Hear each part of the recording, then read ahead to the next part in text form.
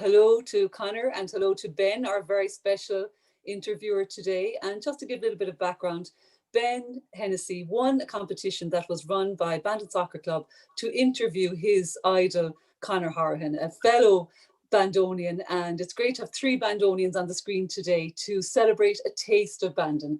And indeed, what a great taste of Bandon it is.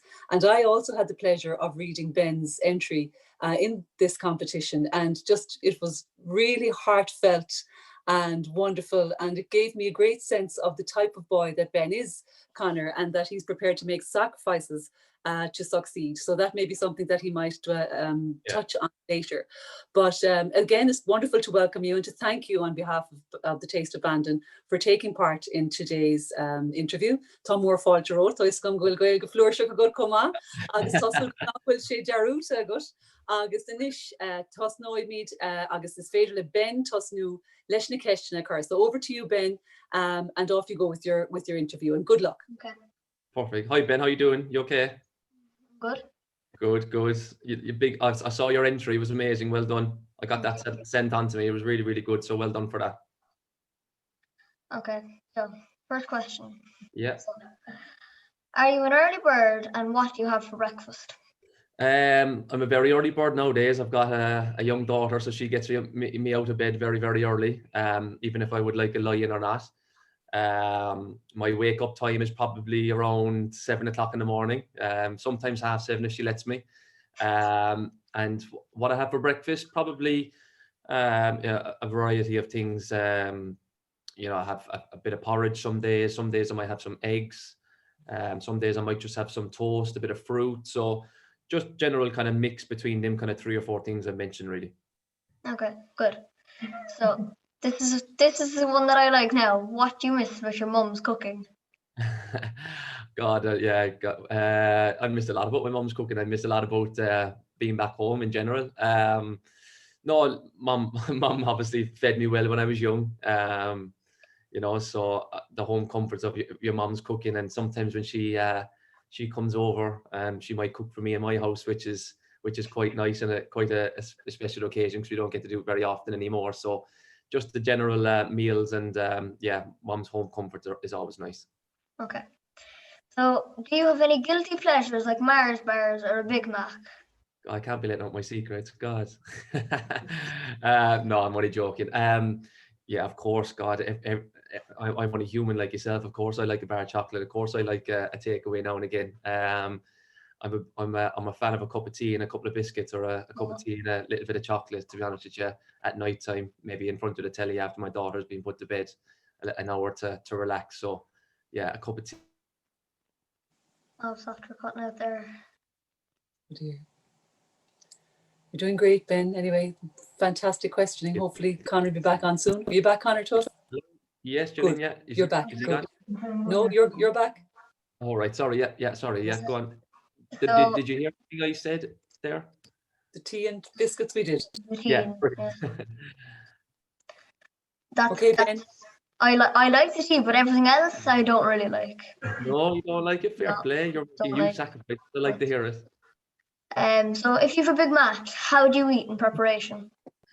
To be honest with you, I suppose a lot of people would say maybe a question I always get asked, maybe what do you eat in your pre-match meal a couple of hours before a game. But to be honest with you, my preparation for game starts a week prior to the actual game. We have a game on a Saturday, and as soon as I wake up Sunday morning, it's all about recovery, getting ready for Monday morning's training session. Usually we got Sundays off, and my recovery and my cycle again for the following Saturday's game starts again straight away. I don't switch off from the game, so Monday straight through to Saturday, and the cycle starts again after a game on a Saturday.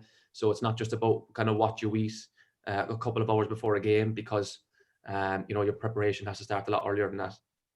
Okay, that's good. So now it's on to my questions here. So what sacrifices have you made to become a professional footballer? Yeah, listen, I've made huge sacrifices, of course. Firstly, I suppose, I moved over to England when I was 16, which was a huge sacrifice. Let my mom and dad let me move over to England was something that I'll always be grateful for, to give me that opportunity, because I know that wouldn't have been easy for them. That was a sacrifice that they made. There's been loads of sacrifices, you know, missing out on birthday parties, maybe, you know, different occasions that I would like to have been at that I never got the chance to go to. You know, hours and hours and hours of practice, and maybe to miss out on a simple bit of PlayStation or a little bit of TV or whatever it may be. So there's been so many, you know, sacrifices I've made throughout my career. Hard to mention them all really, but they're kind of the main ones that stick out in my head. Okay. So what advice would you have for someone my age looking to become a professional footballer? First of all, I'd probably say enjoy the ride. You know, you'll kind of, you know, there'll be a lot of challenges in the road. You have to be able to overcome them. I think a lot of people say, you know, what skill do you have and what's the best thing you can do on a football pitch? But for me, the mental side of the game is massive. You have to be mentally strong to overcome challenge after challenge after challenge. You know, I've had setbacks. I've been released from clubs, but I've always had that determination to be a success. And that's probably my biggest trait I've had throughout my career. So I would probably say, you know, you will get setbacks. I've got setbacks. Everyone has them in whatever walk of life they've been in. But it's overcoming them setbacks time and time and time again, you know, to eventually, hopefully, achieving your dream of becoming a footballer. Okay, thank you. So who is the best player you've ever played with besides Richie O'Regan? I believe Richie came on the call for that. There's no one close, Ben. There's no one close. Probably ever played with? Good question. Listen, I've been very fortunate to play with some very good footballers. A couple stand out in my head straight away. Jordan Henderson, you know, the captain of Liverpool. John Terry, I was fortunate enough to play with him at the end of his career at Aston Villa. And probably the most naturally gifted player I've probably played is probably Jack Grealish. The level that he's playing at, that he's been playing at now for the last kind of 18 months, 2 years has been ridiculously good. And, you know, people like Man United and all these kind of teams looking for him at the minute, and they will be even, they'll be queuing up around the block for him in the next 12 months as well. He's playing at that good a level. So probably Jack, overall talented, but in terms of an actual all-round package, leaders, you know, characteristics, character, mentality towards the game, probably John Terry and Jordan Henderson would be up there as well. Okay. What is your favourite goal you've ever scored? Probably the one that springs to mind is my first goal for Ireland. That was a special occasion. Made it ever so sweeter as well, when it was probably the winning goal in the game. We won 1-0, so that was amazing. That was a fantastic feeling. My first Premier League goal. You know, ever since I was a young lad growing up, I was always determined and so hungry, you know, to get to the Premier League. And one of my ambitions and one of my career goals was always to play in the Premier League and score in the Premier League. And so that kind of long journey to get to the Premier League and scoring in that league, the best league in the world, was special as well. So probably my first Premier League goal and my first goal for Ireland were the two that comes to mind. Okay, and that's all the questions here as well. No problem. If you've got any other questions off the top of your head, we've got another 10 minutes or so. Okay. I know I'm putting you on the spot. Listen, you've got me here for 10 minutes, so if you want to have a chat about anything, or, you know, I'm open to it. There's no problem at all. Don't be fixed to the questions that you have to ask. I don't know what you know. Will I pop in with one, Ben, and let you think? Are you ready with one? You're Okay. ready? Yeah. Okay. Well, if Conor, when you say bring a friend home, or when you brought your wife home to Bandon, as we're in a taste of Bandon, what do you think best exemplifies Bandon? What do you show people when you come home to Bandon? What are your little key points of Bandon to show off, please? Do you know what? It's probably the places where I've had most joy, I suppose, when I was a young lad. Simple things like I take my partner to the J pitch when there's a game on the J pitch. Just a simple thing like that, because going there brings back so many memories. Going up to the town park, take her up to games, whatever it may be. You know, taking her to my favorite coffee shop maybe in the town. You know, just simple things like that. That brings back so many memories for me. My schools, obviously, of course, been to Crossman, you know, Brogan's, the Grammar, the Gael School. You know, I had a few when I was in Bandon in my time. So just bringing her to places and bringing myself to places that brought me back such great memories when I was there, really. Jake's chocolate milkshake as well, Conor, was always. Of course, another guilty pleasure. Iconic taste of Bandon. Yeah, I'll give you secrets now. Right, back to Ben. Okay, so Connor, I found a picture online, and it was you were holding like a big trophy kind of thing, and you were holding a pair of goalie gloves I saw in your hand. Were Yeah. you ever like a goalie when you were like around my age or younger? Yeah, do you know what? When I was young, I remember that picture. I was quite young. I think it's one that Mom's kind of got framed in the house, or it's always kind of pointed out. I think I was in the J pitch at the time. And being your age, listen, I would have went in goal. I would have played anywhere on the pitch just to stay out on that grass for as many hours as I could, from morning till night. The enthusiasm I had for the game was, and it's still here now, was what I loved, so much about just diving around, kicking the ball around, first there, last to go home, and just doing everything I could to play the game, So I was in the J pitch at the time. They were probably, GA gloves or goalie gloves or whatever you want to call it. And like I said, probably dragging my dad down to the pitch and taking shots at him, and him taking shots at me, and just, doing anything I could to play the game for as long as I could. Okay, I've just thought of another question there. Yeah, go for it, no problem. Okay, so why do you like playing the game? Probably, listen, I've probably a couple of answers to that. Probably the challenges that come with it. Like I said, go back to earlier on, that mentality I have towards the game to be a success. I enjoy the challenges. People might think you're mad because a lot of them challenges, listen, I failed that, and I have no problem in saying that, but everyone fails at life. It's about how you bounce back from them failures is the most important thing. So, the kind of how I go about bringing myself to them challenges, and how I go about bringing myself to them failures, I kind of test myself and see how strong I am.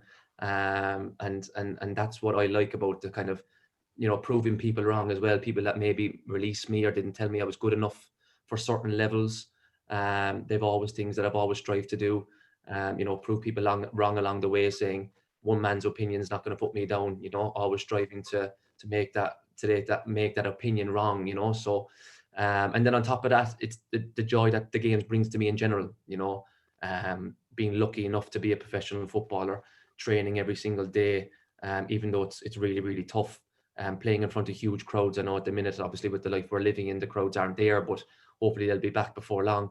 Playing in front of 40, 50, 60,000 people, is enjoying that pressure, because in playing in front of big crowds isn't easy. Some people don't like it. I seem to thrive in it. It's something that it brings huge joy to me to be able to do it, and to be able to say, I play in front of them kind of crowds. Yeah. So I just had a question that's gone completely out of my head. I'll ask you a question. Okay. What do you love about the game? What position do you play? You've won this competition. What's your aspirations? So I'm kind of I can never pronounce the word versatile. Versatile, yeah. Versatile. Yeah. Like, I'll be probably the strongest in like right wing back, I'd say. Yeah. Like I can play. I can't really play in striker. I might be able to play in the left or right wing. Like, Right. I can play left midfielder. I can play really anywhere nearly. Yeah, sure. Listen, when I was your age, I started off as a striker. Now I'm a centre midfielder. I played in defence at times. I played on the wing at times. Listen, you'll learn and you'll figure out your position along the way. Wherever you can play at the minute, no doubt. Like I said, your enthusiasm for playing the game, you'll love playing anywhere, just like myself. So you don't have to have a fixed position now. Just go and enjoy playing in whatever position. Every time you step out on the pitch, enjoy being out there. Because it's an amazing time. You're young, fit, healthy lad, which is, a blessing in itself. So, enjoy every time you go on the pitch. Okay. I think as well, Conor, and for Ben to say this, you'd say this yourself, Conor, commitment is a big thing, isn't it? Yeah. And commitment. And to be fair to Ben, he's one of our most committed players in the School of Excellence on a Saturday, and they've just started, in the last year playing games and things like that. So, in fairness to Ben, he's got great commitment, and I'm sure you'd agree, Conor, that that's a vital thing as well. To improve as a player as you grow up. Yeah, without doubt, yeah. Commitments, sacrifices, you know, putting in them extra hours is always important. One of my traits and one of my things along my career was I always used to look around at the lads in the team or the lads in the dressing room and always think, am I the hardest working person in this room? If I'm not, then I'm doing something wrong. If I am, then I might be onto something good, you know. So that was something I always kind of said to myself, make sure you're the hardest working person in the room. You know, commitment, sacrifices, and yeah, you won't go far wrong. Okay. And as you said earlier, I suppose, Conor, as well, we're very lucky in Bandon that we've so many different clubs. So even if it's not soccer for boys and girls who are watching this interview, whatever sport it is, it's important to be involved, if possible at all, in any sport, in any team sports or individual sports. And there are huge opportunities in Bandon. Yeah, without doubt. And listen, it doesn't, if it's not sport, it may be, you know, you might want to become a teacher or a doctor, whatever it may be, you know, they're the same things I'm saying probably is the same for them walk of life as well, you know. If you want to set out something in life, you have to, you know, work hard towards it. Absolutely. Absolutely. Okay. Are we finished then, Ben? Have you anything else that you'd like to say? I have one more question for Conor. Problem. So, what age did you start at Bandon AFC? I was probably, Richard probably got this answer more than me. You're probably around the same age as Ben. Yeah, I was about 6, 7. I was going to say about 7 or 8, something younger, like that. Yeah. When I first went up to the town park and joined Bandon, I loved this. You know, I still talk to some of the coaches now. Tony O'Leary was a big one for me growing up. You know, who was fantastic. Andy Nolan as well. And them two men were probably my main kind of coaches along the way when I was at Bandon. So I was about 7 or 8, so similar age to yourself, really, Ben. Yeah. Yeah. Okay, so, and I know that you're playing a friendly tomorrow against England. Yeah. And you're going to be playing against some of the top players in the world. Mason Mount, Reece James. Are you a Chelsea fan, are you, by any chance? Oh, Chelsea all the way. Oh God! I'll leave the call now. See you later. No, Don't worry, Aston Villa are number 2. Are they number? That's all right. That's all right. Yeah. Listen, Mason Mount and Reece James, both good players. No doubt about that. Tammy Abraham obviously was at Villa with myself.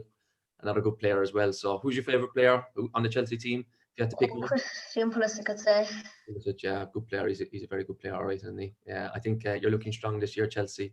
You're heading in the right direction. So I've always found Chelsea a tough team to play against when I've been fortunate enough to play against them a few times. So yeah, they're a very good side. Yeah, okay. Good luck tomorrow. So thanks, Ben. I appreciate it. Listen, it was a pleasure to speak to you. Well done on your entry again. Congrats. And I'll be looking forward to updates from Richard on your progress. So listen, all the very best, and I'll speak to you soon. Okay, thank you. Take care. Well done. Congratulations, Ben, on an excellent interview. You're certainly, if sport doesn't work out, sports journalism can certainly be another avenue of opportunity. And to you, Conor, certainly thank you on behalf of Taste Bandon for taking the interview today. We're very, very grateful. Good luck tomorrow. Cheers. Thank you. Pleasure, guys. See you soon.